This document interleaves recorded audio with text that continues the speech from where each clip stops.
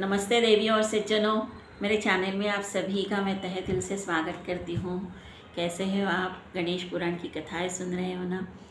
आप पे गणेश जी की कृपा सदैव रहे, ये मैं प्रार्थना करती हूँ। गणेश जी को वंदन करती हूँ और ये गणेश पुराण की अगली कथा को हम प्रारंभ करते हैं। पिछली कथा में हमने देखा कि गृहसमद ऋषि के पुत्र त्रिपुरासुर कैसे जन्मे। उन्होंने गणेश जी की आराधना की और फिर त्रिपुर लोक की प्राप्ति की। त्रिपुर 3 नगरों की प्राप्ति की। रजत, सोना, रजत और तांबे के 3 नगर उसको प्राप्त हो गए। गणेश जी का आशीर्वाद मिला, लेकिन उसका नाम था त्रिपुरासुर। वो असुर क्यों बना, ये हम आगे देखते हैं। तो जैसे ही गणेश जी उस पर प्रसन्न हो गए, आशीर्वाद मिला, उसको तो आशीर्वाद था कि तू सारी मानव समाज को पृथ्वी पे, नागलोक, पाताल लोक, सब जगह तुम राज करोगे। यक्ष, गंधर्व, किन्नर, सब पे तुम्हारा राज चलेगा। ये जो भावना त्रिपुरासुर के मन में पहले तो वो खुश था। ये धीरे धीरे ये जो भावना थी उसकी, वो इतनी प्रबल हो गई और उसको ऐसे लगने लगा कि मैं तो अभी सब पे राज करने वाला हूँ। मद और मस्ती से इतना भरा हुआ कि वो असुर में असुर बन गया, बोल सकते हो आप। तो जैसे ही वो असुर बन गया, उसके मन में अतीव महत्वाकांक्षा थी कि मुझे सारे त्रिलोक का राज्य चाहिए, मुझ पे किसी का राज नहीं होना चाहिए। ये जो महत्वाकांक्षा थी, उसने कहाँ तक उसको लेके गया वो देखो। उसने पहले सोचा कि मैं पृथ्वी पे राज जमाता हूँ मेरा। तो सारे जो पृथ्वी पे जो राजे लोग थे, उनको तो उसने पहले न्योता भेजा, तुम मेरे गुलाम बनो, नहीं तो मेरे साथ युद्ध करो। तो बहुत सारे राजे तो वैसे ही उसके गुलाम बन गए। बहुत सारे राजा ने युद्ध करके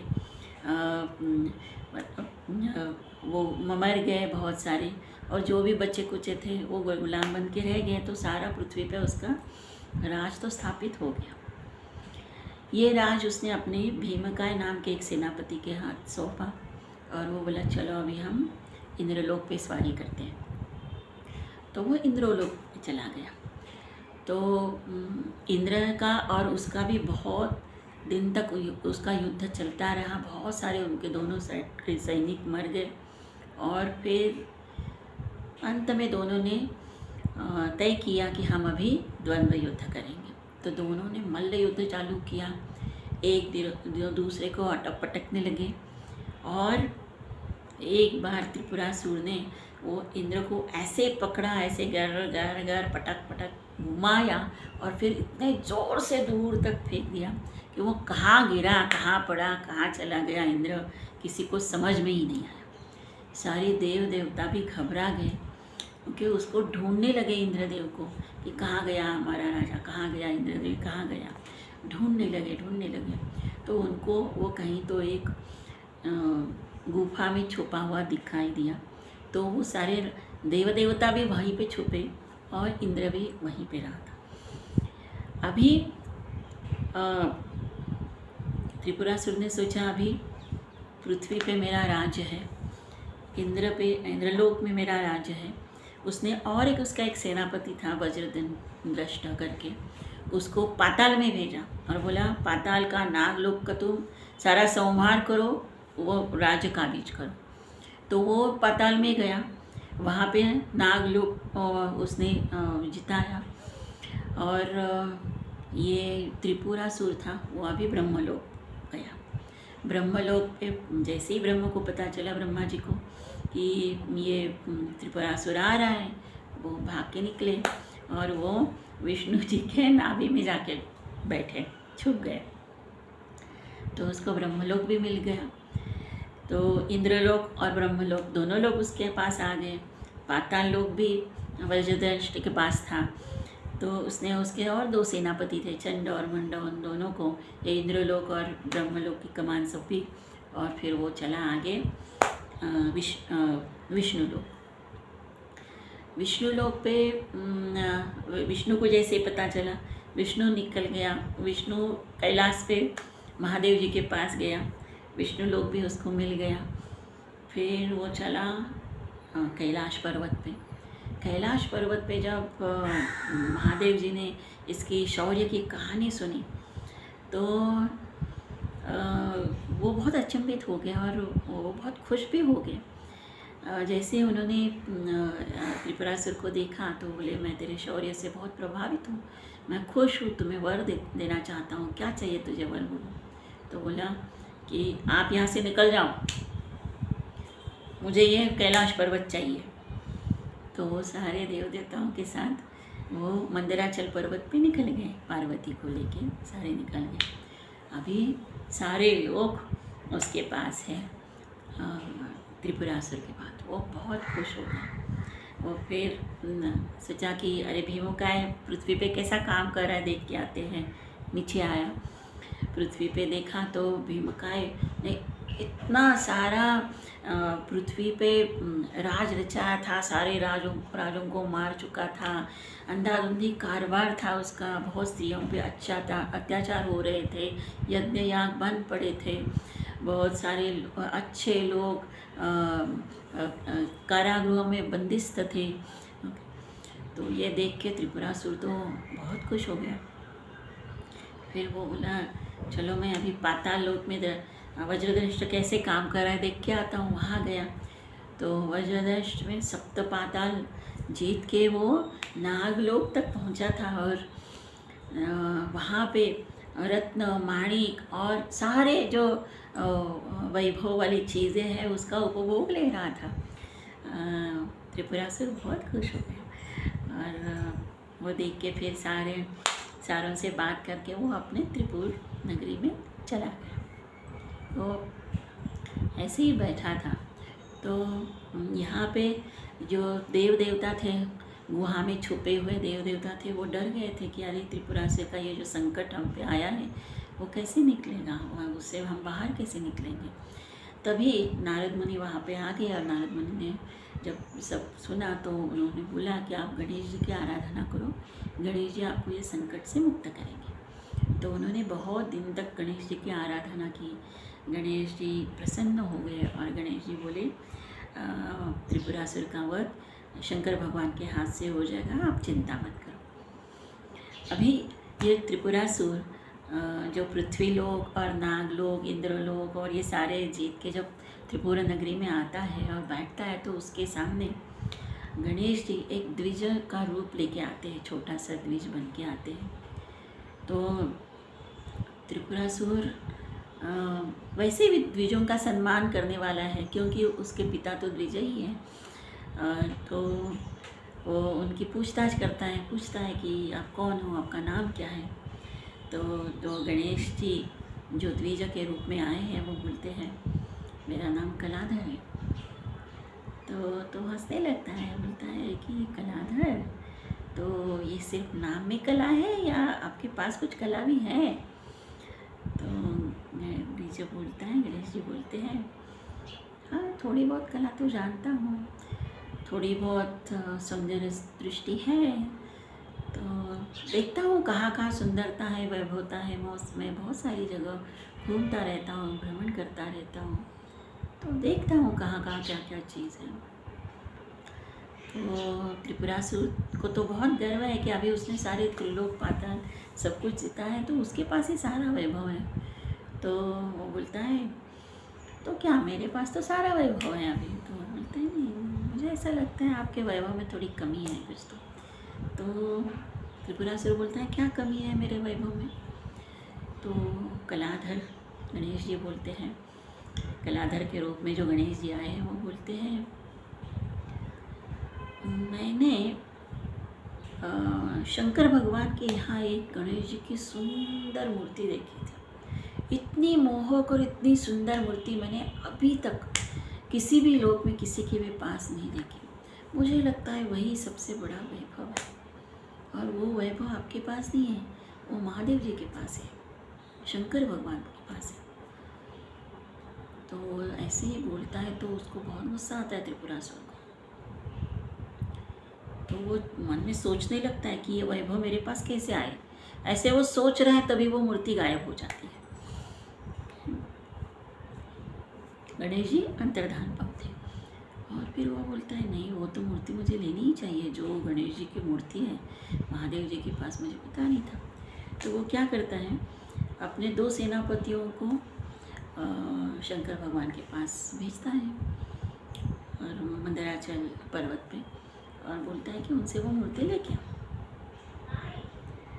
तो वो तो चिढ़ जाते हैं, भगवान शिव जी चिढ़ जाते हैं, फिर युद्ध करने लगते हैं वो दोनों सेनापतियों के साथ। जैसे ही त्रिपुरासुर को ये पता चलता है कि उनका युद्ध चल रहा है, वो बोलता है अभी तो पार्वती वहीं पे रहेगी, मैं ही जाके वो मूर्ति भी लेके आता हूँ और पार्वती जी को भी लेके आता हूँ।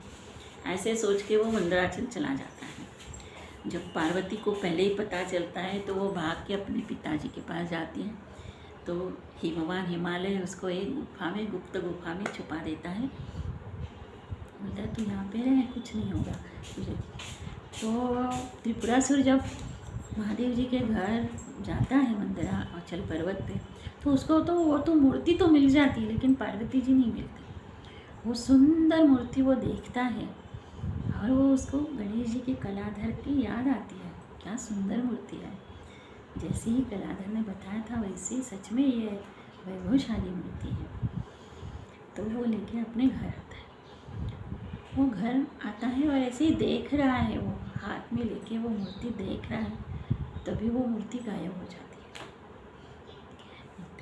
तो उसको समझता नहीं कि ये क्या हो गया, कुछ तो है मेरे जीवन में, अभी कुछ तो आ रहा है, क्योंकि उसने वरदान तो मांगा है ना गणेश जी को कि मुझे सारे त्रिलोक का उपभोग लेना है और उसके बाद मुझे मोक्ष प्राप्ति भी चाहिए।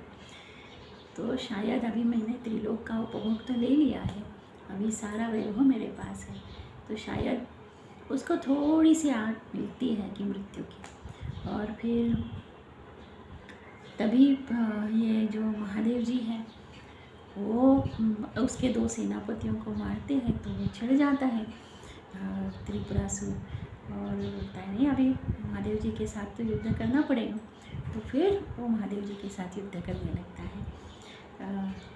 वो दोनों का युद्ध बहुत दिन तक चलता है, लेकिन उसमें महादेव जी जीतते नहीं हैं, हारते भी नहीं हैं। उनको समझता नहीं है कि ये क्या हुआ, कैसे हुआ।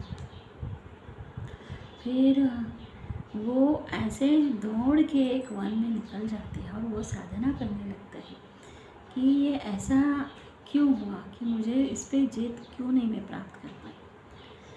तो वहाँ पे उनको गणेश भगवान की याद आती है और वो गणेश भगवान की आराधना करने लगते हैं। और वहीं जगह बैठ के वो इतनी आराधना करते हैं, कठोर तपश्चर्या करते हैं। 15,000 साल तक वो तपश्चर्या करते हैं, तब जाके वो गणेश जी प्रसन्न होते हैं और उसको आशीर्वाद देते हैं कि जब भी तुम मुझे बुलाओगे मैं उसी क्षण आपके पास आ जाऊंगा। ठीक है। और वो अभी क्या चाहिए, तो वो सारी चीज़ें बताता है कि बताते हैं शिव जी कि ये त्रिपुरासुर का वध मुझे करना है वगैरह। तथास्तु तो बोलते हैं जी अंतर। तो उसके बाद त्रिपुरासुर के साथ महादेव जी का युद्ध होता है और उसमें वो जीत जाते हैं, ये तो आपको पता ही होगा।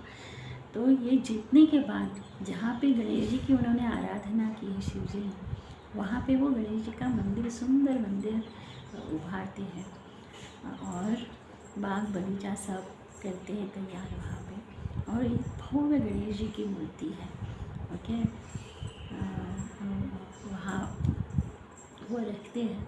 और वो जो स्थान है वो आज भी है महाराष्ट्र के अष्टविनायक में से एक माना जाता है उसको, वो है रांजणगांव।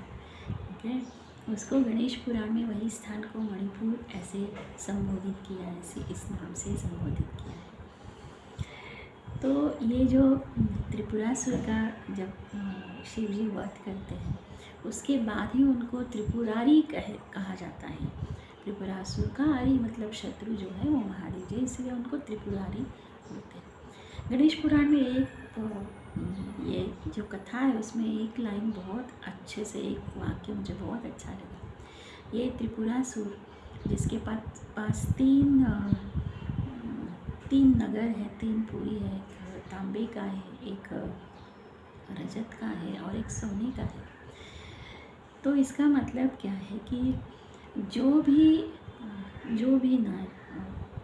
व्यक्ति इतनी अतीव महत्वाकांक्षा रखता है, जिसको सारा दुनिया का वैभव चाहिए, सारे दुनिया का सौंदर्य चाहिए और उसके लिए वो अतीव कष्ट, जिसकी कुछ ज़रूरत भी नहीं है इतनी महत्वाकांक्षा रखने की, ऐसी महत्वाकांक्षा अपनी काबिलियत से भी ज़्यादा जो महत्वाकांक्षा रखते हैं, वो तीनों का अंत शिव जी करते हैं। जो उसकी 3 नगर है जो एक बाण पे स्थित है, वो बाण को वो एक बाण से शिव जी मार देते हैं और तीनों नगर उद्ध्वस्त होते हैं और उसमें त्रिपुरासुर का भी अंत होता है। ऐसी ये जो कथा है, इससे हमने सीखना चाहिए कि इंसान ने इतना अति महत्वाकांक्षी होने की ज़रूरत नहीं, अपनी काबिलियत से भी बहुत बहुत ज़्यादा, कि हर बंदा त्रिलोक का राजा नहीं बन सकता। बंदे में अपने में पहले वो काबिलियत लानी चाहिए, अपने गुणों का वर्धन करना चाहिए और राज्य करने की मनीषा से नहीं करना चाहिए, लोगों को संभालने की मनीषा से करना चाहिए। एक जो जिम्मेदारी है उसकी भावना अंदर होनी चाहिए, तभी तुम राजा बनने की कोशिश करो। तो ये धीरे धीरे होने वाला प्रोग्रेस है। तो त्रिपुरासुर की कहानी से हम यही चीज़ सीख सकते हैं कि हमने कितनी महत्वाकांक्षा रखनी चाहिए, हमने अपने आप को पहले जानना चाहिए, अपने गुणों का वर्धन करना चाहिए, उसके बाद ही हम महत्वाकांक्षी बन सकते हैं। महत्वाकांक्षी तो बनो, लेकिन अति महत्वाकांक्षी मत बनो। ठीक है, कथा कैसी लगी आप ज़रूर बताना।